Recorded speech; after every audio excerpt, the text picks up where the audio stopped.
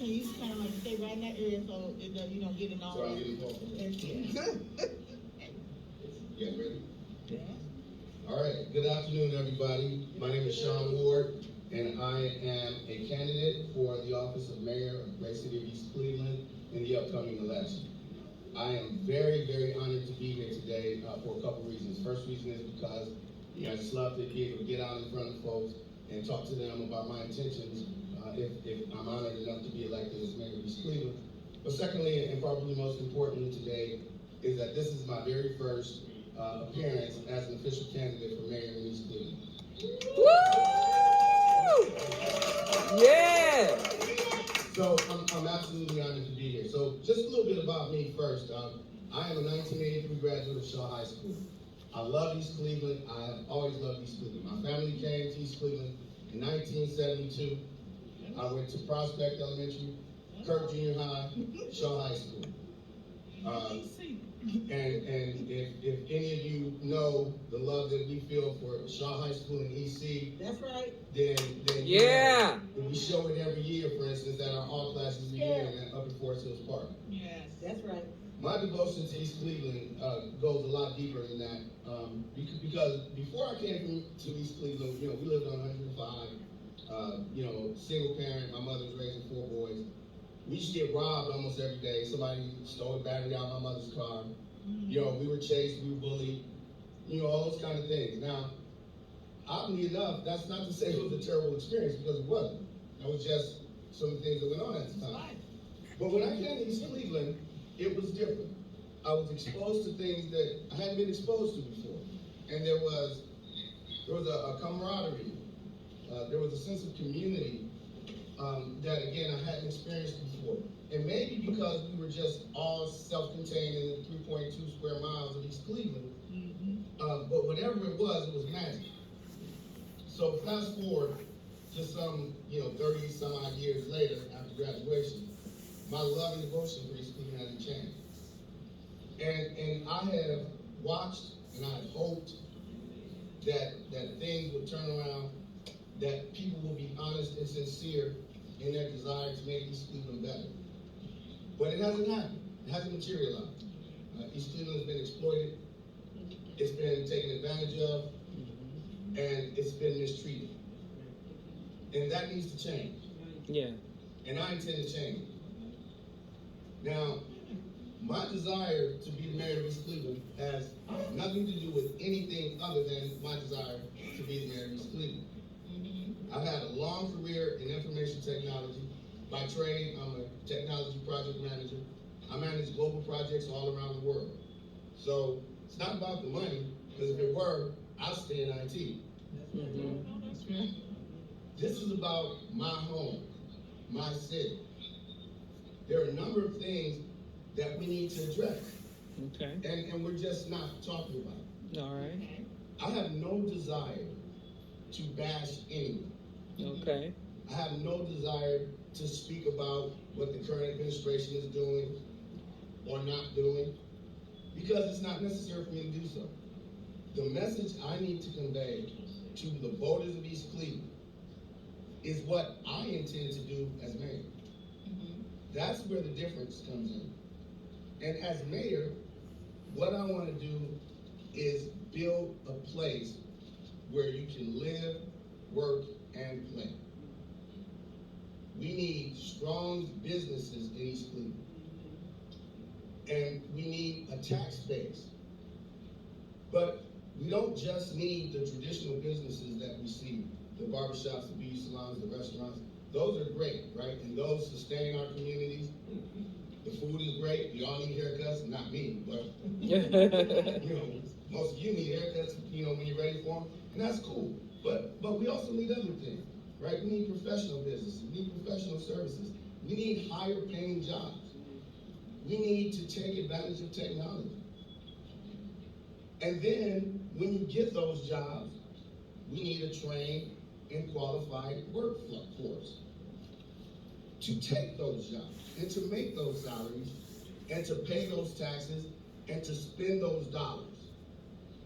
Now, once you have the people working those jobs and they're making the dollars, now what? Give them a place to spend it. Mm-hmm. Give them a place to spend it. The dollar circulates in East Cleveland about 1 to 1.5 times, maybe 2 times. In other communities, the dollar circulates 5, 6, 7, 8, 9 times before it leaves the community. We need to have the kind of infrastructure that will sustain that kind of financial flow, that kind of money movement. In order to do so, you gotta have places that people want to shop. They've got to be able to provide the items that people want to buy. And people have to have jobs that they can then afford those things. We need housing. We got a lot of space for housing, just not a lot of people. Mm-hmm.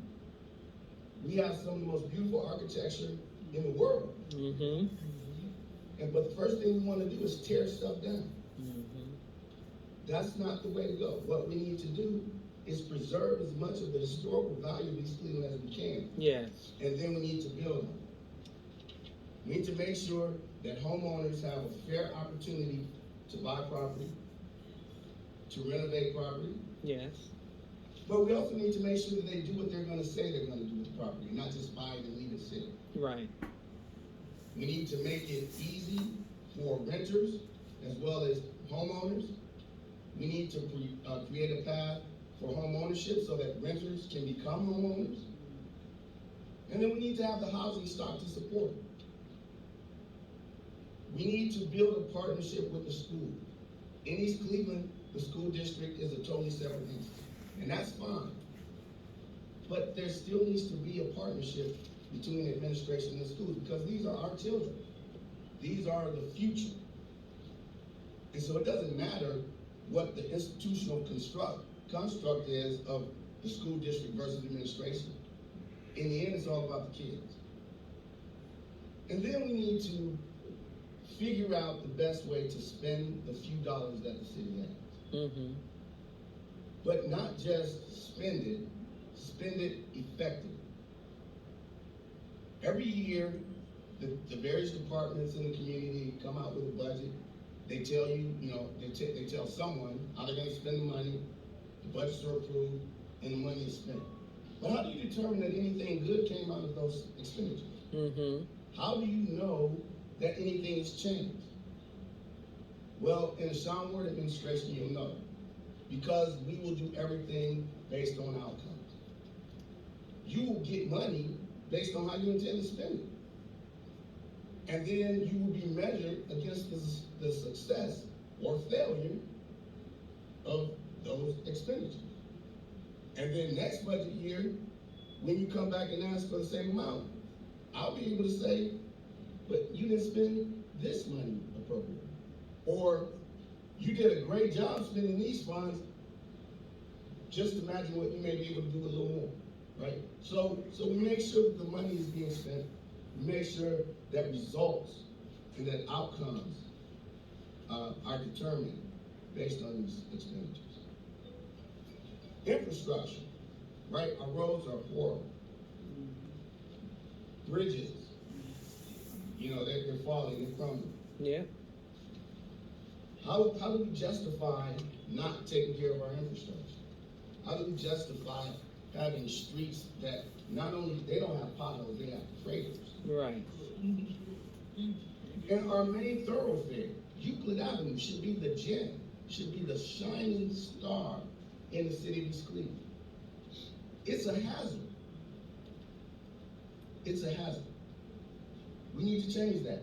I will seek federal dollars. I will seek state dollars. I will seek county dollars to change that, to invest in the infrastructure. And not only invest in it, to advance it. What about other sources of energy? What about solar power? What about technology? What about access to high-speed internet for every citizen in East Cleveland at a free or reduced charge? Those are the kind of things that we want to look into. What about technology-based jobs, call centers, help desks? Those things don't require a lot of space. We could have an office building here in East Cleveland, and they can house those kind of things. 3-shift call centers. But we've got to have the place to do it and the workforce to then go out and get those jobs. It's a partnership. It's a partnership. Now, the other thing that needs to happen is, and speaking about partnerships, is that we need to build partnerships with our neighbors. I'm not in East Cleveland right now, but you all are here listening to me talk about East Cleveland. Some of you are from East Cleveland, some of you aren't. But we're neighbors. We're neighbors. And that's not going to change. And so we don't just need to learn to live together. And we need to learn how to partner and make each other stronger, better. If East Cleveland doesn't have a resource, but the Collinwood area does, let's go into the Collinwood area. And by the same token, come on into the East Cleveland area for the services that you don't currently have today. Let's support each other's community. Let's build stronger communities together. Because that's the only way that we are ever going to change our predicament. Let's be honest, all right? We just finished 4 years of Donald Trump. But really, how much did Donald Trump being in office impact your life? We had the pandemic. It wasn't Donald Trump. Our social economic challenges, they've always been here. The decisions that Donald Trump made with the tax changes and things like that, they didn't change a lot of our paychecks. But we get caught up in the politics and we forget to pay attention to the things that we have the most influence over. And that's local politics. We can't just come out every 4 years for the national political races. We've got to support these local elections, right? We've got to get the right people in office. We've got to get people in office who are about the people, who are about hearing what the people need. Not who are going to come in and bulldoze and steamroll and tell you what you need. I can't tell you what you need. We can sit down together and decide what we need. And then we can go after the money to get it. We need strong people in City Hall. Because the mayor is just the first part of it. I can't do everything is mayor. But I can do this. I can surround myself with a bunch of smart people who know the things that I don't know, who have a dedication and desire to East Cleveland that is similar to mine, and that's how we change the predicament in East Cleveland. Then we come out into the community and we ask you all, we ask the residents, the voters, to partner with us, to come in and to check out those budgets and make sure that they look like they should look, and make sure that they are addressing the things that you want addressed. Let's have you come back after you've reviewed the budget and have periodical checks on the progress of those departments that you as a voter, as a resident of East Cleveland, as a taxpayer, are allowed to oversee. Another thing that's important is access. We need to be able to talk. Communication can't always be one way. Of course, as a mayor, as your mayor, if I'm so honored, it will be my responsibility to make sure that you are aware, to make sure that you know things, and to have full transparency. But that's only part of a dialogue. The other part of the dialogue is you telling me if I'm doing a good job, if my team is doing a good job, if the community is moving forward. And you can't wait for the next 4 years to be able to tell me that, because then it's too late. You need to be able to tell me that regularly. And so I will have weekly time periods for people to just come in off the street and talk to. One period in the morning, one period in the afternoon. To just come in and talk. You don't have to make an appointment. You don't have to sign up on any sheet. walk in the door. If nobody's already there, come in.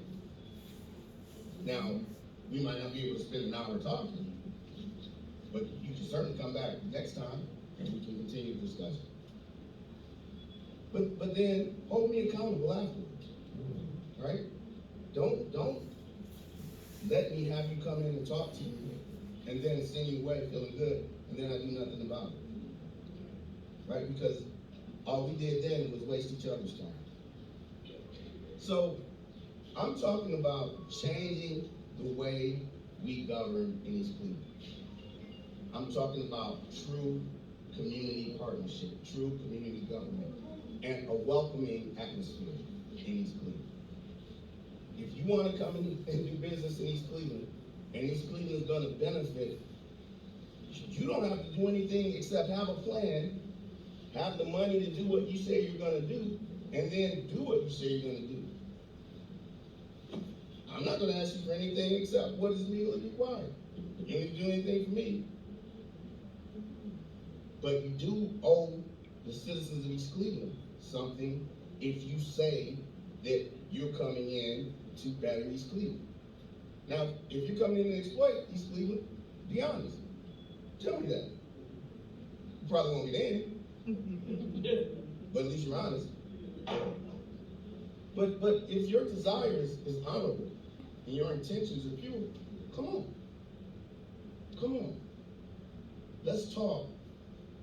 And you tell me how you're gonna do it. Now, listen, I'm a project manager by trade, like I said, right? So I know what I'm gonna be looking for in the plan, right? Because I spend my life making them and reviewing them. So this is not gonna be business as usual, right? You are going to have to show me something. And then you're gonna have to do what you say you're gonna do. The last thing that I wanna say is we need to go back and make sure that things have been done the way they should have been done, right? I'm not going to continue to allow the citizens of East Cleveland to be penalized for bad acts. As much as I'm able to, I want to bring a team of forensic accountants in. We're going to review our books. We're going to review land purchases for the last 10 years or so. We're going to review all the expenditures to make sure that we are not going to repeat mistakes. We're going to review every single contract, whether it's active or whether it's ending, to make sure that we got the value that we paid for and the services that were promised. And if something is not the way it's supposed to be, you'll hear about it. We're not going to let it drop. If you did not behave in East Cleveland as you should have, if you did not do in East Cleveland what you should have done, you'll hear about it. Not sure what we'll be able to do because I'm not sure what we'll find out. But I'll say this, we will look. We need to restore confidence in the voters of East Cleveland. We do that by staying true to our word. By saying something, by doing what we say, and then by allowing ourselves to be measured and judged by the very people who bestowed upon us the honor to serve. Because it is an honor. And if the people that you elect to serve don't see it as an honor, you've been cheating. Right out the box, they're cheating. So, again, I want to thank you all for allowing me the opportunity to talk to you and for allowing me to officially introduce my candidacy here among you great people. Thank you. Have a great day. Look for me on the campaign trail. And if you live in East Cleveland, I hope that not only I get your vote, I hope I get your support, and I hope that you will convince your friends and your neighbors and your family to vote for me for Mayor of East Cleveland in 2021. Thank you all.